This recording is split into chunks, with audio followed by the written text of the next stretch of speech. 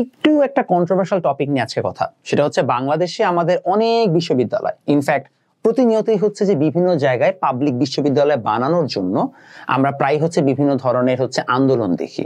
But প্রশ্ন হচ্ছে বাংলাদেশে এত এত পাবলিক বিশ্ববিদ্যালয় কি আদৌ দরকার কিনা? পাবলিক বাদ দেন, আদৌ কি এত এত বিশ্ববিদ্যালয় দরকার কিনা সেটা একটা খুবই ইম্পর্টেন্ট প্রশ্ন, যেটা আমরা অনেক বছর ধরে এড়িয়ে যাওয়ার চেষ্টা করছি।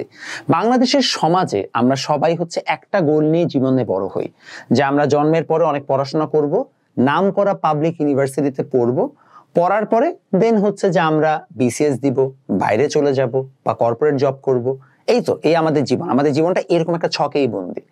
প্রবলেম হচ্ছে বাংলাদেশের একটা বড় সমস্যা হচ্ছে বাংলাদেশের শিক্ষিত বেকার অনেক বেশি, প্রচুর। বাংলাদেশের শিক্ষিত বেকারের সংখ্যা যদি আপনারা হিসাব করেন, এটা এক একটা প্রতিবেদনে এক এক রকম দেওয়া, কোন প্রতিবেদনে 25 থেকে 27 লক্ষ দেওয়া, কোন প্রতিবেদনে 1 কোটির মতো দেওয়া। ঠিক ঠিকানা নাই, এক এক জায়গায় আমি এক এক ধরনের ইনফরমেশন দেখতে পাই। বাট শিক্ষিত বেকার অনেক হওয়ার কারণ হচ্ছে প্রতি বছর জব মার্কেটে যে পরিমাণ মানুষজন ঢুকছে, এই পরিমাণ মানুষজনের কিন্তু আসলে দিন শেষে জব নাই।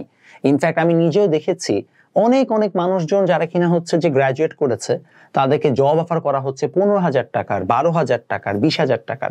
এবং এই মানুষজনগুলোর তখন খুব কষ্ট লাগে যে আমি এত কষ্ট করে পড়লাম, একটা ডিগ্রি অর্জন করলাম, অথচ আমাকে 15-20,000 টাকার জব অফার করছে। অনেকে ওই 15-20,000 টাকার জবটাও পাচ্ছে না। খুবই এভিডেন্ট বোঝা যাচ্ছে কেন আমরা সরকারি চাকরির জন্য এত মরিয়া হয়ে আছি, বিকজ দিন শেষে কর্পোরেট জব সবার ভাগ্যে জুটছেও না। আবার এদিকে যখন আমরা কর্পোরেটদের জিজ্ঞেস করি বা অন্যান্য জায়গায় জিজ্ঞেস করি, তারা বলে যে ভাই আসলে আমাদের তো জব ইনাফ নাই, আমাদের তো ক্যান্ডিডেট ইনাফ নাই, আমরা তো জব অফার করছি কিন্তু আমরা তো এরকম টাইপের ক্যান্ডিডেট পাচ্ছি না। এর মানে হচ্ছে আমাদের বিশ্ববিদ্যালয়গুলো যা পড়াচ্ছে তার সাথে হচ্ছে যে জব মার্কেটের একটা যথেষ্ট গ্যাপ আছে, এবং এই জায়গাটাই সবচেয়ে বড় সমস্যা। এই ব্রিজটা ক্রিয়েট করা হচ্ছে না। আমরা খালি বারবার পাবলিক বিশ্ববিদ্যালয় পাঠাচ্ছি, বারবার হচ্ছে প্রাইভেট ইউনিভার্সিটি বানাচ্ছি, বাট কোনো লাভ নাই। বিকজ বাংলাদেশে বর্তমানে বিশ্ববিদ্যালয় ইজ আ সোশ্যাল স্টেটাস। বিশ্বাস করেন, আমরা বিশ্ববিদ্যালয়কে একটা সোশ্যাল স্টেটাস মনে করি। কারো যদি পড়াশোনা করার ইচ্ছাও না থাকে, তাও সে বিশ্ববিদ্যালয়ে ভর্তি হয়, কারণ সোশ্যাল স্টেটাস লাগবে। যে ছেলেটার কোনো পড়াশোনার ইচ্ছা নাই, ও হয়তো ব্যবসা করে খাবে, ও স্টিল একটা ইউনিভার্সিটি ডিগ্রি আগে নেয়। কেন নেয়? বিকজ ও ডিগ্রি ছাড়া হচ্ছে যে ওর লাভ হবে না। দেখেন, আমি নিজে পাবলিক ইউনিভার্সিটিতে পড়েছি, একটা ভালো বাংলাদেশে বুয়েট প্রবাবলি আপনাদের মতে বা সোশ্যাল স্ট্যান্ডার্ডসে হাইয়েস্ট র্যাঙ্ক ইউনিভার্সিটি। সো বুয়েটে পড়ে আমি এখন এই কথাটা বলছি, এর পিছনে একটা রিজন আছে। এটা রিজন হচ্ছে প্রত্যেকটা ইউনিভার্সিটি থেকে বের হওয়ার পরে সবার জন্য কিন্তু জব জব অফার নিয়ে সবাই দাঁড়ায় থাকে না, এটা কিন্তু হয় না। এবং এটা হচ্ছে একদম চরম বাস্তবতা। তাহলে বাংলাদেশে এখন বর্তমানে যে পরিমাণে আমরা হচ্ছে যে বিশ্ববিদ্যালয়ের জন্য দৌড়াচ্ছি, এত বিশ্ববিদ্যালয় আসলে আমাদের দরকার নেই, বিকজ আমাদের ওই টাইপের জবগুলো সব দরকার হয় না।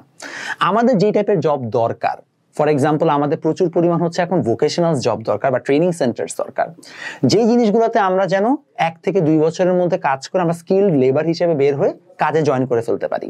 Because there is significant portion যারা কিনা ইউনিভার্সিটিতে ভর্তি হয় হচ্ছে সোশ্যাল স্ট্যাটাস এবং স্টিগমার কারণে। স্টিগমাটা না থাকলে তারা কিন্তু আরো বেটার কিছু করতে পারবে। বিকজ দিন শেষে দেখেন, সবাই তো সমাজে ডাক্তার ইঞ্জিনিয়ার হবে না, কিন্তু সবাই ডাক্তার ইঞ্জিনিয়ার হওয়ার জন্যই ভর্তি হচ্ছে, ভর্তি হয়ে পারতেছে না, তারপরে হচ্ছে তারা হতাশ হচ্ছে, তারপরে তারা লো স্যালারির জব করছে, চরম একটা হতাশাগ্রস্ত জীবন কাটাচ্ছে যখন তারা 25 বা 26 বছর বয়সে যাচ্ছে। এটা আপনারা ফিল করতে পারবেন না যতক্ষণ আপনারা ওই জায়গাটায় পৌঁছাবেন। সো এই জিনিসটা আমার কাছে মনে হয় যেরকম আমরা ওভার হাইপ করে ফেলছি, এই ওভার হাইপ করার কিছুই নাই। আমেরিকাতে আমেরিকানরাই খুব একটা তাদের ইউনিভার্সিটিতে পড়ে না, তাদের ইউনিভার্সিটি মেজরিটি কেসেসে ভর্তি থাকে হচ্ছে বাইরের মানুষজন দিয়ে। কারণ কি? কারণ দিন শেষে হচ্ছে যে ওই জায়গায় আসলে মেধার চর্চা হয়, আর আমাদের এখানে সোশ্যাল স্ট্যাটাসের চর্চা হয়। এই জিনিসটা হচ্ছে আমাদের সবচেয়ে বড় সমস্যা। আমাদের স্টিগমা থেকে বের হওয়া দরকার। আমাদেরকে অ্যাক্টিভলি প্রথমে সোশ্যাল স্ট্যাটাস এই সিম্বল থেকে বের হইতে হবে। বের হওয়ার পরে আমাদেরকে অ্যাক্টিভলি চেষ্টা করতে হবে যে আমাদের যত ইউনিভার্সিটিগুলো আছে সেই ইউনিভার্সিটিগুলো থেকে ফান্ডিং কমাই হইলো আস্তে আস্তে ভোকেশনাল ফান্ডিং গুলো বাড়ানো। আর যেহেতু ইউনিভার্সিটি কারিকুলাম এমনিও খুব একটা আপডেটেড হয় না সেরকম ভাবে, I will be very honest, এখন অনেক ইউনিভার্সিটিতে মানধাতারা এমন জিনিসপত্র পড়ে যেগুলো জব মার্কেটে পুরো আউটডেটেড। এই জন্য হচ্ছে যে দেখা যাচ্ছে ইউনিভার্সিটি ডিগ্রি আস্তে আস্তে রিডান্ডেন্টও হয়ে যাচ্ছে। সো এই জিনিসগুলো বাস্তবতা মেনে বুঝে প্রত্যেকটা মানুষের ডিসিশন নেওয়া উচিত। সবাই লাইফে পড়ালেখা করেই ভালো করবে না, গ্যারান্টিড, এটা খুবই স্বাভাবিক। আমার পড়তে ভালো লাগে, ডাজন্ট নেসেসারি মিন সবার পড়তে ভালো লাগবে। সো কার যে জায়গায় যার যে জায়গায় স্কিল এবং যার যেটা পছন্দ সেটাই তাকে করতে দেওয়া বেটার, সেভাবে লাইফ লিড করতে দেওয়া বেটার। সবাইকে হচ্ছে যে একদিকে ধাবিত করা, এটা আসলে একটা বড় ধরনের সামাজিক ব্যাধি। সো এই জিনিসটা একটু মাথায় রাখার চেষ্টা করেন। আশা করি হচ্ছে যে একটু কিছু হইলো এটা নিয়ে হচ্ছে যে মানুষের চিন্তা ভাবনা বাড়বে যে আদৌ আমাদের এত ইউনিভার্সিটি দরকার আছে নাকি না।